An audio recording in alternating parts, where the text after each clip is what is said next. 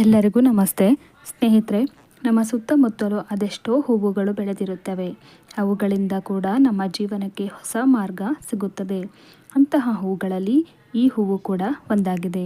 ಈ ಹೂವಿನಿಂದ ಪೂಜೆ ಮಾಡಿದರೆ ಶನಿ ದೋಷ ನಿವಾರಣೆಯಾಗಿ ಸಂಪತ್ತು ಸಮೃದ್ಧಿ ಸದಾ ನಿಮ್ಮೊಂದಿಗೆ ಇರುವುದು. ನನ್ನ ವಿಡಿಯೋವನ್ನು ಮೊದಲನೇ ಬಾರಿ ನೋಡ್ತಾ ಇದ್ದರೆ ನನ್ನ ಚಾನಲನ್ನು ಸಬ್ಸ್ಕ್ರೈಬ್ ಮಾಡಿ. ಸ್ನೇಹಿತರೆ, ಯಾವ ವ್ಯಕ್ತಿಗೆ ಶನೇಶ್ವರನ ಅನುಗ್ರಹವಿರುತ್ತದೆಯೋ ಅವರು ಶೀಘ್ರದಲ್ಲೇ ಕುಬೇರನ ಆಶೀರ್ವಾದವನ್ನು ಪಡೆದುಕೊಳ್ಳುತ್ತಾರೆ. ಹಾಗೂ ಲಕ್ಷ್ಮೀದೇವಿಯೂ ಕೂಡ ಇಂಥವರ ಮೇಲೆ ತನ್ನ ಕೃಪೆ ತೋರಿಸುತ್ತಾಳೆ.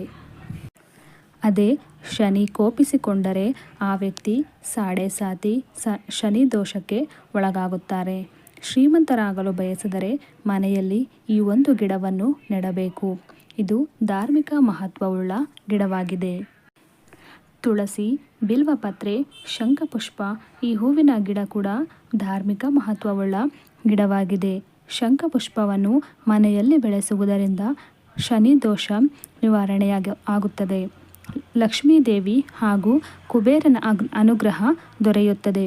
ಶಾಸ್ತ್ರದ ಪ್ರಕಾರ ಶಂಖಪುಷ್ಪ ಗಿಡವನ್ನು ಮನೆಯಲ್ಲಿ ನೆಡುವುದರಿಂದ ಮಹಾಲಕ್ಷ್ಮಿ ಸ್ಥಿರವಾಗಿ ಇರುತ್ತಾಳೆ. ಹಾಗೆಯೇ ಮನೆಯಲ್ಲಿ ಬೆಳೆದ ಈ ಶಂಖಪುಷ್ಪ ಹೂವಿನಿಂದ ಮಹಾಲಕ್ಷ್ಮಿ ದೇವಿಯನ್ನು ಪೂಜಿಸಿದರೆ ಆರ್ಥಿಕ ಸಮಸ್ಯೆಗಳು ದೂರವಾಗುತ್ತವೆ. ಪ್ರತಿ ಶುಕ್ರವಾರ ಮಹಾಲಕ್ಷ್ಮಿಗೆ ಈ ಹೂವು ಅರ್ಪಿಸಬೇಕು. ಈ ಶಂಖಪುಷ್ಪವು ಮಹಾಲಕ್ಷ್ಮಿ, ಮಹಾವಿಷ್ಣು, ಶಿವ ಹಾಗೂ ಶನಿಯೊಂದಿಗೆ ಸಂಬಂಧ ಹೊಂದಿದ ಗಿಡವಾಗಿದೆ. ಈ ಗಿಡ ಮನೆಯಲ್ಲಿದ್ದರೆ ಶಾಂತಿ, ಶ್ರೇಯಸ್ಸು, ಯಶಸ್ಸು, ಅಭಿವೃದ್ಧಿ, ಸಂಪತ್ತು ದೊರೆಯುತ್ತದೆ. ಫ್ರೆಂಡ್ಸ್, ನನ್ನ ಮಾಹಿತಿ ಇಷ್ಟ ಆಗಿದ್ದರೆ ನನ್ನ ವಿಡಿಯೋಗೆ ಒಂದು ಲೈಕನ್ನು ಕೊಡಿ. ಧನ್ಯವಾದಗಳು.